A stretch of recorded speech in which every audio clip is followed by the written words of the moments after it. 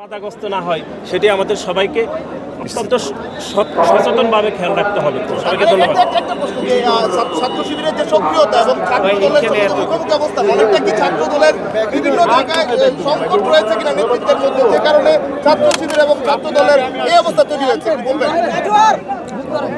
না, আমরা মনে করছি না, আমাদের সাথে কারো কোনো বিরোধ নেই। আমরা শুধুমাত্র সাধারণ শিক্ষার্থীদের অধিকারের জন্য কাজ করছি। বরং বাংলাদেশের বিভিন্ন ছাত্র সংগঠনগুলো বাংলাদেশ জাতীয়তাবাদী ছাত্র দলের একটি ইতিবাচক রাজনীতিকে বিতর্কিত করার জন্য সাধারণ শিক্ষার্থীদের নিকট বাংলাদেশ জাতীয়তাবাদী ছাত্র দলের প্রশ্নবিদ্ধ করার জন্য তারা এরকম হীন প্রচেষ্টা করছে। আমরা এগুলোকে তীব্রভাবে প্রত্যাখ্যান করছি। আমরা শুধুমাত্র সাধারণ শিক্ষার্থীদের অধিকার আদায়ের জন্য আমরা কাজ করছি। ধন্যবাদ।